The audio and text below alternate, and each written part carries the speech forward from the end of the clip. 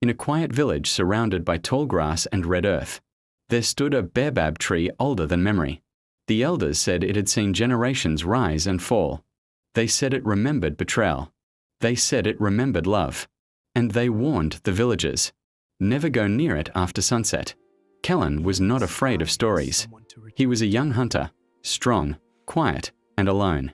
Since losing his parents, the forest had become his only companion. He walked its paths without fear, until the night he heard a voice. It was soft, gentle, like a song carried by the wind. Drawn by curiosity, Kellen followed the sound, and beneath the ancient baobab tree, he saw her. She stood barefoot in the moonlight. Her white dress moved like mist. Her skin glowed softly in the dark. She did not look like a ghost. She looked like sorrow. Her name was Amara, and she could not leave the tree. Night after night, Kellen returned. They spoke in whispers beneath silver skies.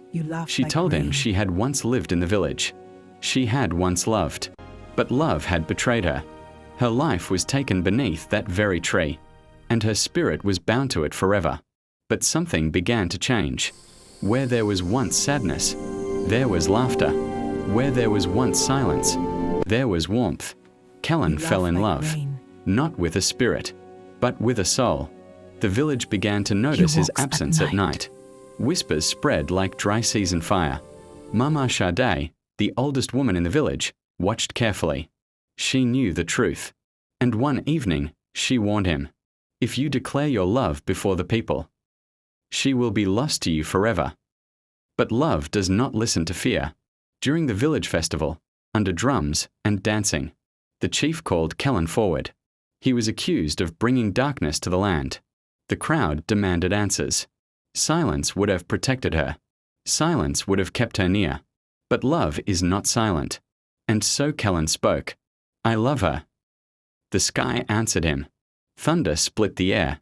The baobab tree glowed with ancient light. And Amara appeared before everyone. No longer hidden. No longer secret. The villagers trembled. But she did not look angry. She looked free. She told them the truth. How she was betrayed. How she died beneath that tree. How her spirit had waited for someone unafraid. Kellen stepped toward her, without fear, without regret. And then, slowly, she began to fade. Light replaced her skin. Wind replaced her breath. Her chains were broken. But freedom demanded a price. Kellen reached for her. But love cannot hold what destiny releases. Her final words were carried by the wind. "Thank you for loving me without fear." And she was gone. The storm ended. The village fell silent. The baobab tree stood still once more.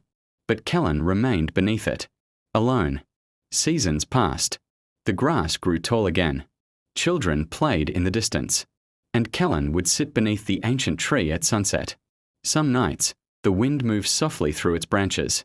And for a moment, he believed he heard her voice. The villagers no longer feared the baobab. They respected it, for it had witnessed a love strong enough to break a curse, and painful enough to endure forever. Because sometimes, love does not stay. Sometimes it frees. And sometimes, it leaves behind a story the earth itself will never forget. Fade to black.